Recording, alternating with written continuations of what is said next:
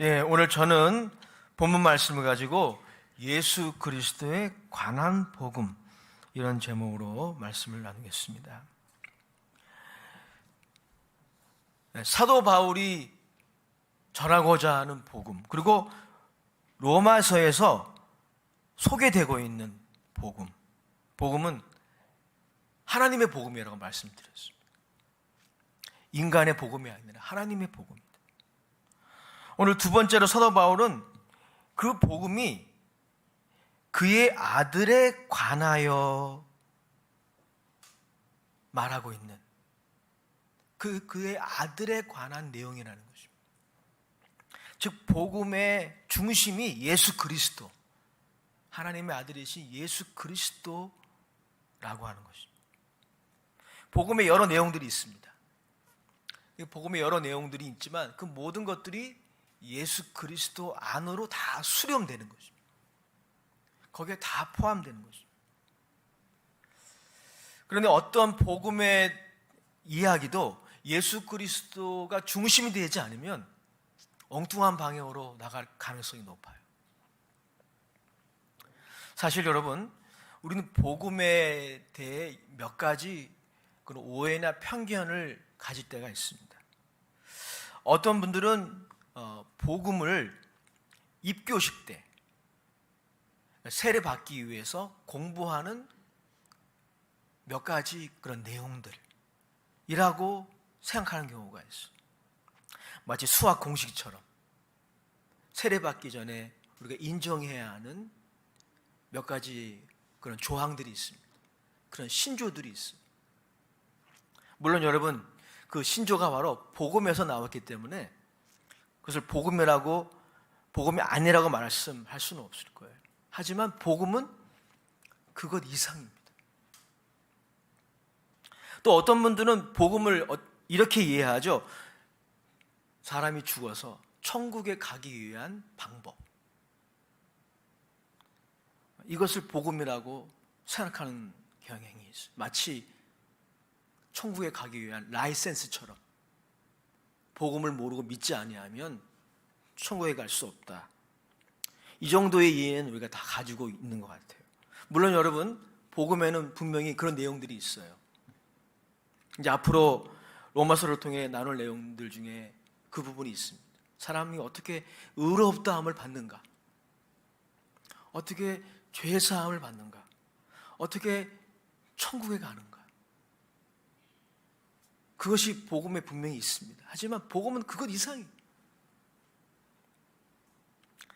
또 반대로 어떤 분들은 복음을, 이 두 번째가 사람이 죽은 다음에 가게 될 그 내세에 대한 관심을 보여준다면, 이 세 번째 복음에 대한 이해는 무엇이냐면 현세에 관심을 둡니다. 현세의 그리스도인으로서 어떻게 성공적인 삶을 살 것인가, 그런 처세술, 그런 노하우, 이것을 복음으로 여기는 그러한 이해도 있습니다. 물론 여러분, 복음 안에 그런 내용도 있어요. 그리스도인들이 이 땅에서 어떻게 살아갈 것인가, 어떻게 소위 말하는 거룩을 추구하며 살아갈 것인가, 이런 내용들이 복음 안에 있습니다. 하지만 복음은 그것 이상이에요. 그러면 여러분, 오늘 사도 바울이 우리에게 소개하는 복음은 뭡니까? 처음부터 끝까지 예수 그리스도에 관한 거예요. 그게 복음입니다. 예수 그리스도라는 한 인격에 관한 것, 그것이 바로 복음의 모든 것입니다. 그래서 여러분, 복음을 우리가 경험하게 되면 달라지게 되는 일이 있습니다. 그게 뭐냐면 우리가 예수 그리스도를 만나게 돼요. 네. 그냥 예수님이 이런 분이다, 그냥 어떤 그런 지식만 가지는 것을 끝나지 않고 그분을 만나게 됩니다. 예수 그리스도라는 인격이 이 복음의 모든 것이기 때문에. 그리고 여러분, 예수님을 만나게 되면 반드시 변화가 일어납니다. 바람이 불면 나뭇가지가 흔들리잖아요. 예수님을 만나면 변화가 일어납니다. 오늘 본문이 우리에게 말하고 있는 것처럼 우리가 복음을 경험하고 예수님을 만나게 되면 예수 그리스도의 것이 됩니다. 예수 그리스도와 뗄래야 뗄 수 없는 존재가 돼요. 예수 그리스도의 것. 그 단어의 의미입니다. 또한 5절에 말씀하고 있는 것처럼 우리가 예수님을 만나게 되고 복음을 경험하게 되면 그분을 믿을 뿐 아니라 그분을 믿게 되는 것도 참으로 놀라운 축복인데 그분을 믿게 될 뿐 아니라 그분께 순종하게 돼요. 그분을 따라가게 됩니다. 이런 변화가 일어나지 않는 것은 불가능해요. 왜냐하면 복음의 성격이 그러한 것입니다. 이런 것들을 종합해서 말씀을 드리면 우리가 복음을 새롭게 이해하고 경험하면 경험할수록 우리는 예수 그리스도라는 그 한 인격의 매력에 빠지게 됩니다. 그분과의 사랑에 빠지게 돼요. 저는 그래서 저 자신을 포함해서 여러분 모두에게 이 로마서 강해를 통해서 또 마태복음을 같이 나누면서 의도하고 있는 게 있어요. 여러분들 다시 예수님과 사랑에 빠지기 원합니다. 과거에 그런 경험이 있던 분들은 다시 회복하기 원해요. 좀 전에 목사님께서 인도해 주셨던 찬송가 82장 1절 기억하시나요? 밤낮 불러도 밤낮 그 이름을 찬송해도 또 하고 싶어. 그게 예수님을 만난 사람의 모습이에요. 복음을 경험할수록 그런 찬양을 하게 되는 거예요. 밤낮 불러도 지겹지가 않아요. 왜? 사랑하기 때문에. 저는 복음이 우리를 그렇게 만든다고 믿습니다. 우리 결단으로 내가 오늘부터 밤낮 질리지 않아야지 결단으로 되는 게 아니에요. 복음이 여러분들을 그렇게 만드는 거예요. 예수의 것이 되게 하고 예수님을 믿을 뿐 아니라 그분께 순종하게 하고 어떤 사람은 자신의 모든 직업을 뒤로 하고 이 복음을 전하는 일에 평생을 헌신하게 합니다. 어떤 사람은 그 이름을 위하여 순교도 각오하게 합니다. 어떤 사람은 그 이름을 위하여 자신의 소중한 것들을 잃어버리는 것도 감수하게 합니다. 그것이 바로 복음의 능력입니다. 이런 복음의 능력이 매주 계속되는 로마서 강의를 통해서 마태복음 강의를 통해서 저에게 일어나기 원합니다. 여러분들에게 일어나기 원합니다. 밤낮 불러도 더 하고 싶습니다. 더 부르고 싶습니다. 이게 정상이에요. 이게 정상적인 그리스도인의 모습이에요. 회복되기를 주의 이름으로 축원합니다. 오늘 사도 바울은 이런 맥락에서 예수 그리스도에 대하여 복음에 대하여 이렇게 소개하고 있어요. 우리 3절 4절 같이 읽어보겠습니다. 시작. 그의 아들에 관하여 말하면 육신으로는 다윗의 혈통에서 나셨고 성결의 영으로는 죽은 자들 가운데서 부활하사 능력으로 하나님의 아들로 선포되셨으니 곧 우리 주 예수 그리스도시니라. 사도 바울은 오늘 복음이 하나님의 아들에 관한 것이다라고 말하면서 그 아들을 소개하고 있어요. 그 아들, 즉 예수 그리스도를 소개하고 있어요. 자, 예수님은 어떤 분입니까? 바울의 오늘 증거에 따르면 그는 다윗의 혈통에서 나셨다 라고 하는 것이죠. 또 4절에 보면 그는 죽으셨다는 거예요. 태어나셨기 때문에 죽음이 있겠죠. 그는 죽으셨어요. 성령으로 말미암아, 여기서 성결의 영이라고 하는 것은 성령님을 가리킵니다. 성령으로 말미암아 죽으셨습니다. 그리고 성령으로 말미암아 죽은 자들 가운데서 부활하셨습니다. 그리고 능력의 하나님의 아들로 선포되셨어요. 이것이 오늘 짧은 이 두 구절에 소개되고 있는 예수 그리스도의 모습입니다. 이것이 복음의 모든 것이라는 것이죠. 복음의 주제라고 하는 것입니다. 이 3절과 4절, 나머지 9절에 대해서는 다음에 나눌 수 있을 것입니다. 오늘 3절, 4절을 중심으로 요약을 하면 바울이 오늘 증거하고 있는 예수 그리스도는 어떤 분입니까? 그분은 바울을 포함한 이스라엘 백성들이 그토록 소망했던 메시아. 하나님이 이스라엘을 압제와 포로된 곳에서 구원하기 위해 보낼 메시아. 그분이 바로 예수 그리스도시라는 것입니다. 우리는 이러한 사도 바울의 기독론을, 사도 바울의 예수 그리스도 이해를 이해하기 위해서 당시 사울이 가졌던, 바울이 되기 전에 사울이었잖아요. 사울이 가졌던 소망, 그리고 사울이 속해 있었던 유대인들이 가졌던, 이스라엘 백성들이 가졌던 소망을 좀 살펴보아야 합니다. 이스라엘 백성들의 이 소망에 대해서 이야기하려면 정말 긴 역사를 이야기해야 되기 때문에 짧게 이 시간 이야기하는 것은 저에겐 굉장히 쉽지 않은 일이었습니다. 그러나 간략하게 말씀을 드리면 이스라엘의 소망은 다음과 같습니다. 그들은 하나님이 다윗의 가문에서 한 왕을 일으키셔서 자신들을 정의와 평화로 통치해 주실 것을 소망했어. 그날이 올 것이다. 소망했어. 그날이 오면 모든 상황이 역전될 것이다.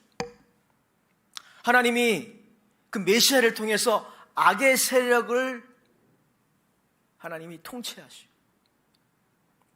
그리고 해결하시고 이스라엘 백성들, 하나님의 백성들은 궁극적으로 승리할 것이다. 이것이 여러분 이스라엘의 소망에 대한 간략한 내용이에요. 사실 여러분 이스라엘 백성들의 역사가 구약에 기록되어져 있는데 그들의 역사는 정말 우여곡절의 역사라고 말해도 과언이 아닙니다. 북이스라엘 BC 722년에 신아수르 제국에 의해서 나라를 송두리째 빼앗겼습니다. 그리고 지중해 연안의 고대 근동 사회로 뿔뿔이 다 흩어졌어요. 또한 남유다 BC 586년과 7년 사이에 바벨론의 느부갓네살 왕에 의해서 공격을 받아서 나라가 망했어요. 그리고 많은 유대인들이 바벨론의 포로로 끌려갔습니다. 왜 그런 일이 일어났습니까? 예언자들이 예언한 대로 그들이 하나님이 보내신 수많은 메신저들의 메시지를 듣지 않았기 때문입니다. 우상숭배를 회개하고 주께로 돌아오라고 하는 메시지를 수없이 하나님이 말씀하셨지만 이스라엘 백성들이 끝까지 듣지 않았습니다. 예언자들의 예언대로 북이스라엘과 남유다는 망했습니다. 그리고 정말 큰 고통을 경험할 수밖에 없었습니다. 그러나 예레미야 선지자의 예언대로 또 다른 선지자의 예언대로 70년이 차게 될 때 하나님이 페르시아 제국을 일으키셔서 남유다의 포로민들을 다시 고향으로 돌아가게 하셨어요. 고향으로 돌아온 남유다 사람들은 지금 우리가 유대인이라고 하는 사람들이 이 남유다 사람들입니다. 이 유대인들은 고향으로 돌아가서 성전을 다시 짓고 성벽을 다시 지었습니다. 잠시나마 그들은 해방을 경험했고 그리고 회복을 경험했습니다. 그런데 여러분 문제가 있어요. 이 세계사의 이 경랑 속에 이 팔레스타인에 살고 있는 유대인들도 다 거기에 휘말리게 된 거죠. 페르시아 제국이 알렉산더 대왕의 헬라 제국에 의해서 또 나라가 망했어요. 알렉산더 대왕은 젊은 나이에 페르시아를 포함한 그 동방을 제패했습니다. 그러나 일찍 죽었죠. 그가 죽은 다음에 헬라 제국은 4개의 제국으로 분할 통치가 됐습니다. 그때 이 팔레스타인, 유대인들이 살고 있는 그것도 헬라 제국의 식민지가 됐습니다. 그러니까 그들이 고향으로 돌아왔고 성전을 재건하고 성벽도 재건했지만 사실 여전히 그들은 해방을 경험하지 못하고 있는 것입니다. 뿐만 아닙니다. 이 헬라 제국이 또 영원할 줄 알았는데 로마 제국에 의해서 또 나라가 망했어요. 로마 제국이 통치하는 고대 근동의 역사가 시작된 것입니다. 로마 황제 시저는 총독을 그 팔레스타인 지방에 보내서 식민 통치를 했습니다. 그러니까 실제적으로는 그들이 여전히 식민지에 살아가고 있는 포로들인 거예요. 그들은 아마 이렇게 생각을 했을 것입니다. 하나님이 과연 우리와 우리 조상의 죄를 용서하셨는가? 그런 질문을 하나님께 수도 없이 던졌을 것입니다. 왜냐하면 여전히 해결되지 않는 그들의 상황, 그들에게 그런 의심을 심어준 것이죠. 그때 여러분, 이 로마 황제의 통치와 식민 통치의 이 시절에 유대인들, 사울을 포함한 유대인들의 생각 속에 점점 강해진 사상이 있었어요. 그게 바로 뭐냐면 메시아 사상이에요.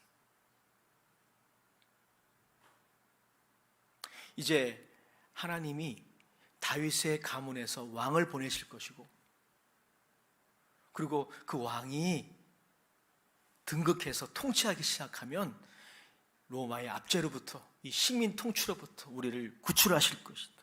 모든 상황이 역전될 것이다 라고 그들은 그렇게 믿었습니다. 동시에 그들은 그 메시아를 맞이하기 전에 2가지 전통을 꼭 지켜야 한다고 생각을 했어요. 첫 번째 전통은 뭐냐면 성전을 수호해야 한다.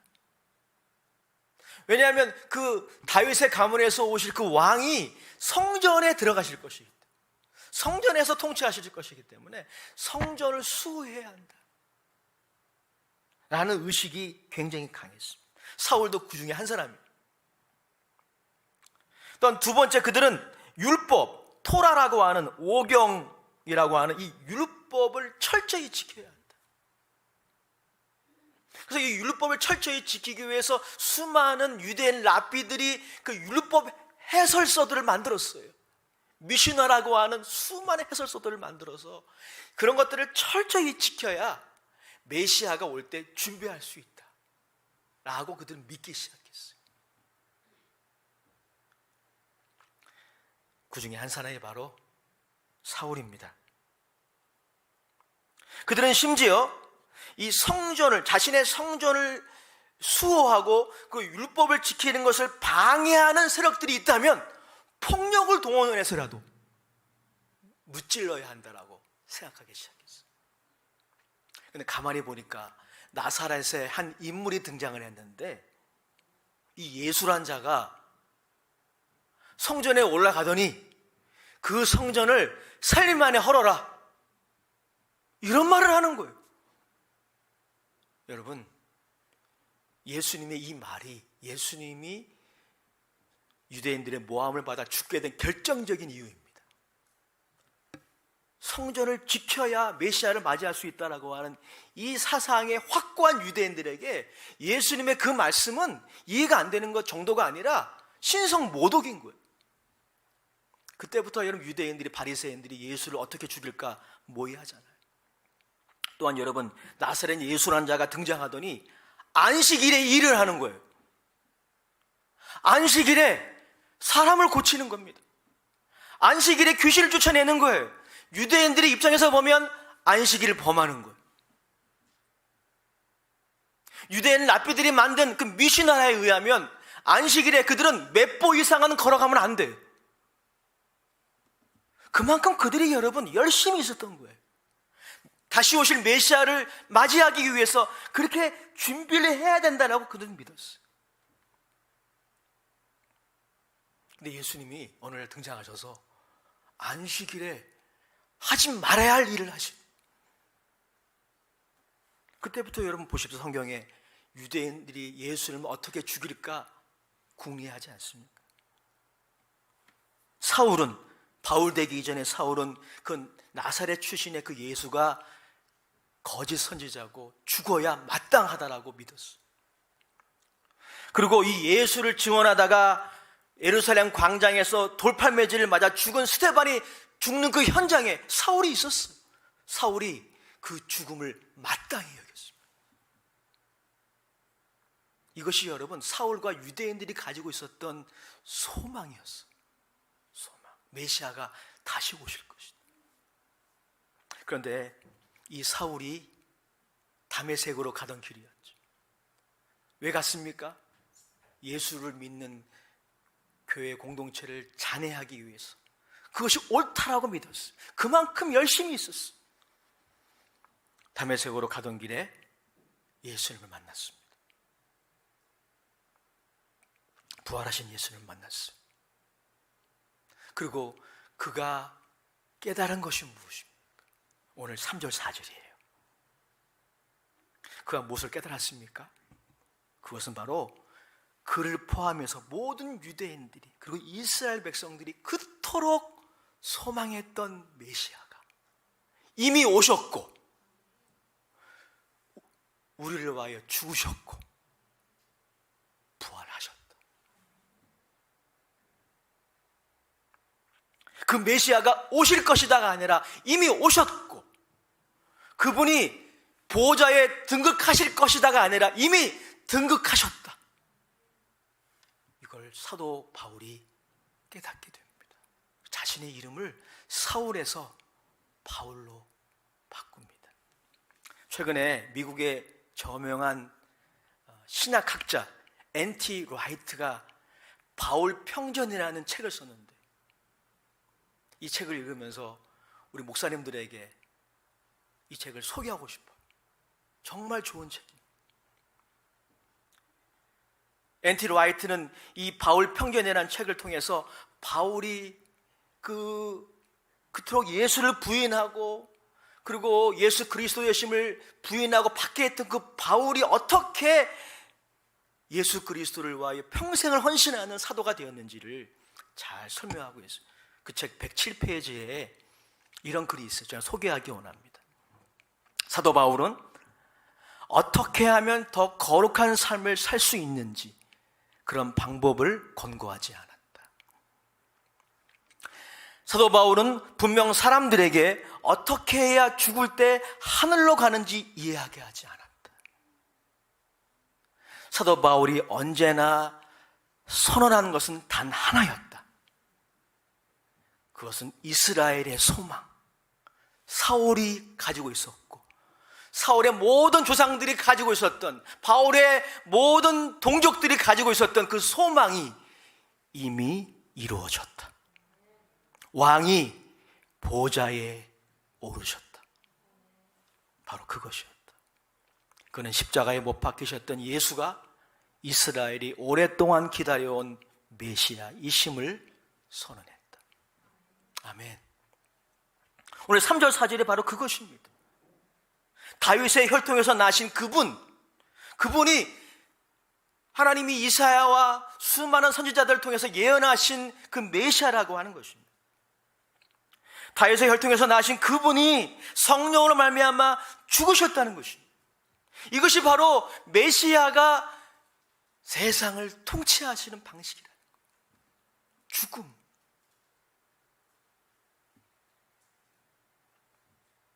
뿐만 아니라 성령으로 말미암아 죽은 자들 가운데서 부활하사 능력으로 하나님의 아들로 선포되신 그분. 즉 여러분, 그분이 부활하시고 승천하셔서 하나님 보좌 우편에 등극하신 것입니다. 이스라엘 백성들과 유대인들의 소망이 이미 예수 그리스도 안에서 이루어진 것입니다. 즉 예수 그리스도를 말미암아 새로운 시대가 이미 시작된 것입니다. 이것을 사도 바울이 오늘 3절 4절을 통해서 우리들에게 말씀하고 있는 것입니다. 사실 여러분, 이스라엘 백성들의 소망에 대한 이야기를 하면서 우리의 삶을 돌아볼 수가 있습니다. 우리는 예수님을 믿고, 그리고 그 중에는 재직으로서 헌신하고 목회자로서 헌신하는 분들이 이 자리에 계실 거예요. 그러나 우리의 현실은 어떠합니까? 우리가 예수님을 믿고 구원받아 신앙생활을 하지만 여전히 우리는 이스라엘 백성들이 그러한 것처럼 무언가에 포로될 때가 얼마나 많이 있습니까? 이스라엘 백성들이 그렇지 않아요. 고향으로 돌아왔지만, 성전을 재건하고 거기서 예배를 드리고 있지만 여전히 열강의 식민지 시대를 경험하는 이스라엘 백성들처럼 오늘날 우리 모든 그리스도인들에게도 이런 일들이 있습니다. 여전히 여러분, 우리는 과거의 실패와 과거의 죄악의 권세가 우리에게 영향을 주는 그런 삶을 살고 있지 않습니까? 우리 여전히 고난의 영향력을 경험하며 살고 있어요. 이스라엘 백성들이 고난 가운데 그 식민지 통치를 경험하면서 하나님이 과연 우리를 용서하셨는가? 라고 의심을 가졌던 것처럼 우리는 이 땅에서 고난과 싸우면서 그런 의심을 합니다. 과연 나의 과거의 죄악들을 주께서 용서하셨는가? 이런 의심을 하게 됩니다. 여전히 예수님을 주로 시인하고 믿고 고백하지만 우리의 삶에는 우리가 싸워야 하는 고난이 있고 유혹이 있고 질병이 있고 그 배후에는 어둠의 세력이 있습니다. 오늘 3절 4절 말씀은 우리들에게 이 상황에 대해 무엇이라 말씀합니까?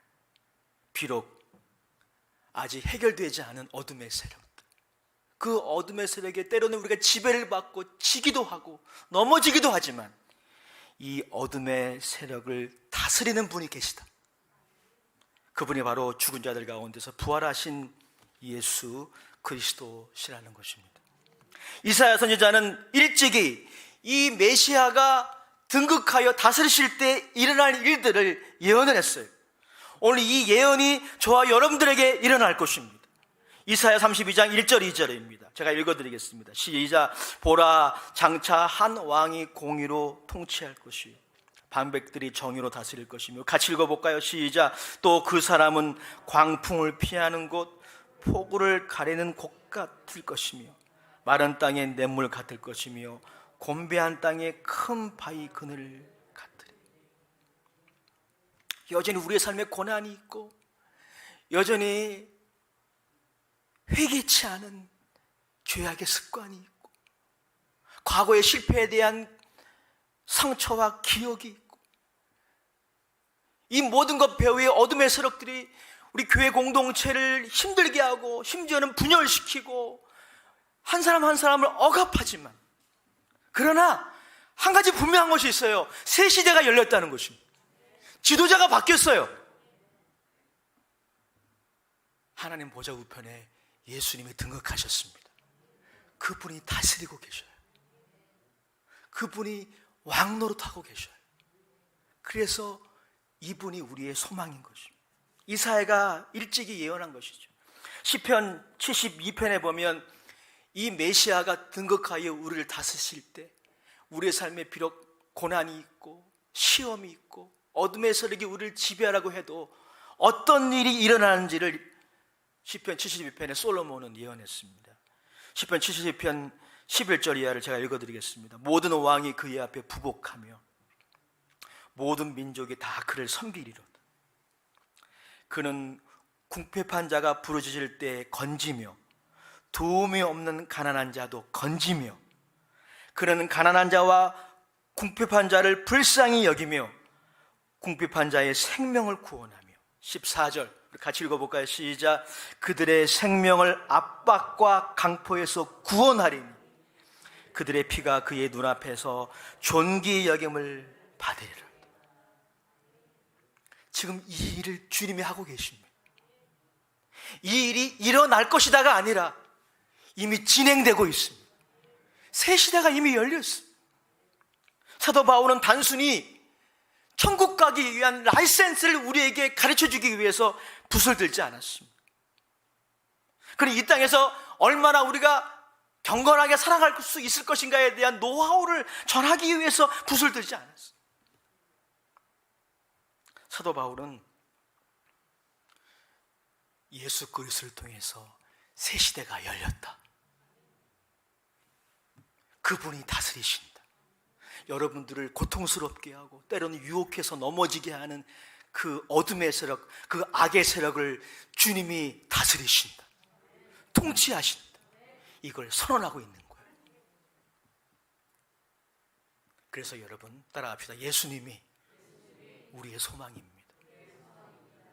아니, 저는 한 가지 형용사를 덧붙이고 싶어요. 예수님이, 같이 따라가겠습니다. 예수님이 우리의 유일한 소망입니다. 나의 기쁨, 나의 생명 되십니다. 나의 소망이 되시죠. 밤낮 불러도 더 부르고 싶습니다. 오늘날 과학과 문명이 발달됐지만 소위 말하는 낭망증후군 때문에 너무나 쉽게 포기하는 이 21세기를 살아가는 현대인들에게 말씀하십니다. 예수님의 새 시대가 열렸다. 그분이 우리의 소망이시다. 그분의 이름을 부르라. 사도 바울이 요청하고 있습니다. 오늘 예수님으로 말미암아 한 주 동안 고난이 있지만, 질병이 있지만, 고민거리들이 있지만 그분이 다스리심을 믿으시기 바랍니다. 그분을 신뢰하시기 바랍니다. 그분께 기도하시기 바랍니다. 우리가 하지 못하는 것을 그분이 하실 것입니다. 그분이 하실 거예요. 여러분의 머리털까지도 세심받으신 그분이 일하실 거예요. 그분이 다스리실 것입니다. 낭망하지 마십시오. 너무 서로 판단하지 마십시오. 서로 사랑하십시다. 그분을 의지하십시다. 그분을 전합시다. 여러분 모두를 축복합니다. 아버지 하나님, 사도 바울이 우리에게 전하는 이 말씀을 상고해 보았습니다. 예수 그리스도로 말미암아 새 시대가 열렸다. 주께서 왕으로 등극하셨다. 하나님 보좌 우편에서 모든 어둠의 세력을, 사망의 세력을, 그것을 완전히 지옥에 멸하기 전까지 다스리고 계신다. 이것을 우리가 믿고 의지하고 주님의 이름으로 기도하여 하나님의 역사하심을 더욱 경험하는 한 주간이 되게 하여 주시옵소서. 예수님의 이름으로 축복하며 기도드립니다. 아멘. 찬송가 98장, 새 찬송가 90장